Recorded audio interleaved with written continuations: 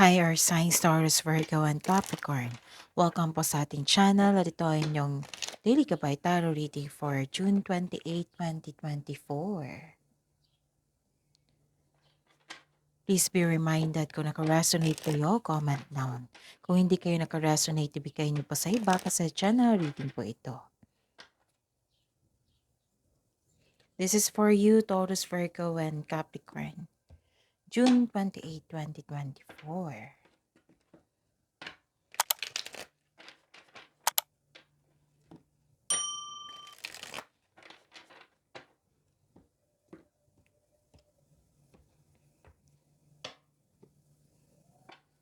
Spirits Guide, mga ganap po ngayong araw na ito para kay Taurus, Virgo, and Capricorn ngayong June 28, 2024. I need 3 cards po.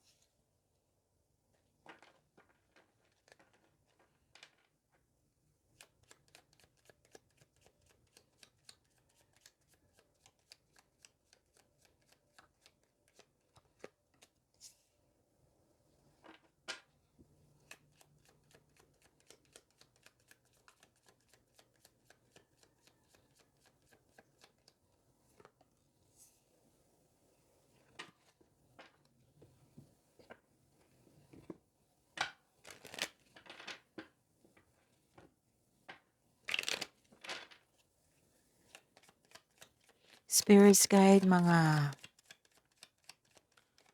mensahe po. Spirits Guides, Angels, Archangels, Guardian Angels. Message po para kay Taurus, Virgo, and Capricorn ngayong June 28, 2024.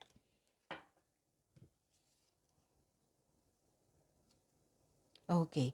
Taurus, Virgo, and Capricorn. May nakita ko ditong changes. Biglaang pagbabago.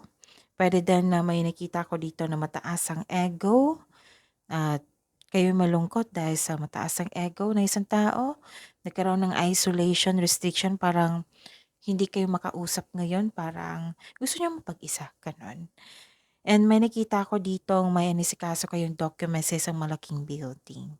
Nagkaroon din ng delay na may isang tao na hindi lang mataas ang ego, kundi sobrang stricto or matigas ang ulo, ayaw makinig.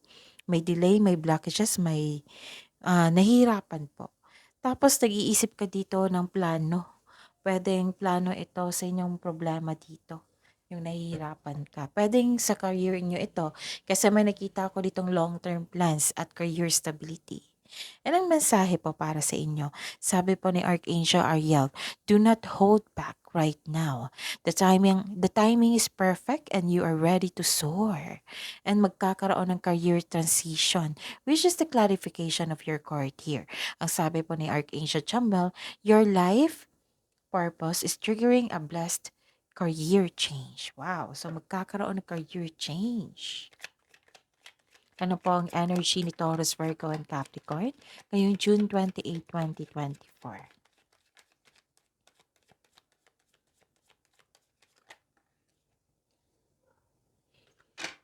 And the clarification po.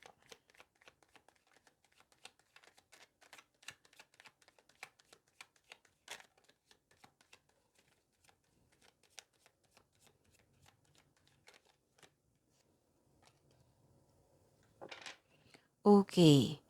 What is your energy? Okay, I see.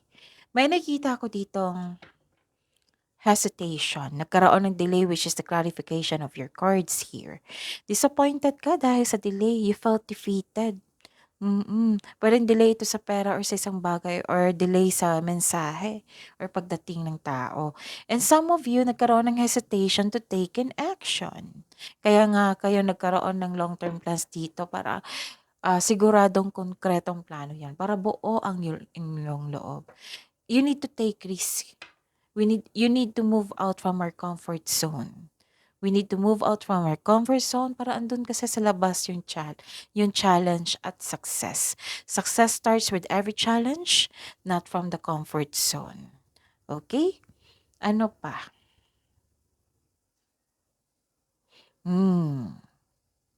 May nakita ko dito na you receive love. emotional intelligence, may sweetness, gentleness, self-exploration. Mataas din ang inyong intuition ngayon. Kindness and sensitivity. May matanggap ka mensahe ngayon galing, natuloy na yung mensahe na delay. May matanggap ka mensahe ngayon galing sa isang unexpected sources. Pwede itong galing sa isang tao na mas bata pa sa inyo or pwede din ito inyong intuition. May gustong mag-reach out sa iyo. Gusto niyang humingi na sorry sa inyo. May good news na darating po. Don't let your emotions get in the way.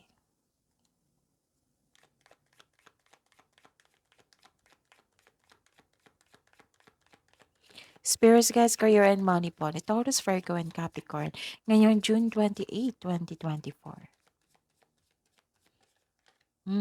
Dalawa na ito. So, kunin ko na, ha?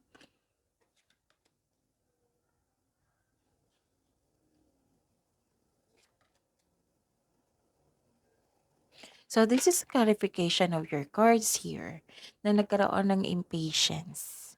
Okay, by the way, kung gusto niyo ng full reading sa inyong career and money, may upload pa tayo kahapon. So, panoorin niyo pa, okay? Para sa gusto magpa-reading, so comment link para kung paano niyo ako makontak. Mag-reply ako kung paano niyo ako makontak, okay? Naging impatient po kayo dito. May hinihintay kayo or may pinag-isipan kayo, may nag-iisip kayo, nagbabalanse kayo. Naging wise kasi kayo eh. Kung ano yung dapat piliin mo, kung ano yung gagawin mo, kung ano yung idesisyon mo. Naging impatient ka sa isang sitwasyon o bagay, nagdesisyon po daw kayo na hindi pinag-isipan ng mabuti kung karapat-dapat pa ito. So, be careful ha sa paggawa ng desisyon kung hindi pa ito nangyari. Marahil nagkaroon ng delay, the universe is trying to show you something. Baka may na-miss kang opportunity. Okay, use your time wisely. Anong tawag dito? Make yourself busy. At may nakita ko ditong nag-oppose or tutol sa inyong desisyon. May against sa traditional path. Like for example, gusto mo mag-aral, mag-masteral, mag-board exam, pero may tutol. Ganun. And the advice is take it as a reminder, huwag kayong magalit sa mga tutol. Baka may experience sila para magsilbing gabay to sa inyo, yung experiences nila. Okay? So, yun. Inayos ko lang yung camera. Kasi kailangan i-charge yung unit. Okay? So, pasensya na po. Spirits Guide, Love Life, Self-Love, Partnership, and Romance ni Taurus, Virgo, and Capricorn ngayong June 28, 2024.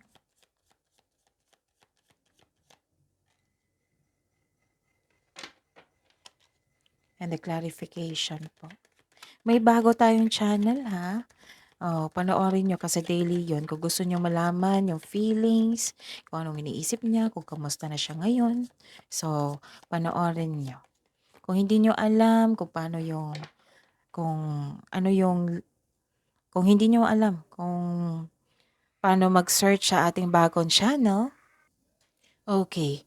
May nakita ko dito na para sa mga single, you need time alone, parang perfect time sa inyo na maglaan ng oras sa sarili. Nakapag-decide ka dito na ayaw mo muna makipagrelasyon. Sa buhay mag-asawa, sa mga may relasyon ngayon, maaring magkaroon kayo ng desisyon na mag-put space muna. Oo, as self-respect at respeto din sa inyong relasyon. Kasi gusto nyo mapag-isip ng mabuti para sa pagbalik nyo, naging okay na kayo. Oo, nakapag-isip kayo ng mabuti. Okay? Ano pa? Parang nag-soul searching kayo dito. And nakita ko rin dito na naging impatient din kayo. Dalawang card na nagsabi dito naging impatient kayo. Parang sabi niyo dito sumusobra na 'tong taong ito. Kasi nakikita mo dito, 'di ba mataas ang inyong intuition. Baka may natuklasan kayo na may taong hindi totoo sa inyo. Okay, so that's it. See you tomorrow. Please like, subscribe, and click bell button for notification para updated po kayo sa daily tarot reading natin. Maraming salamat.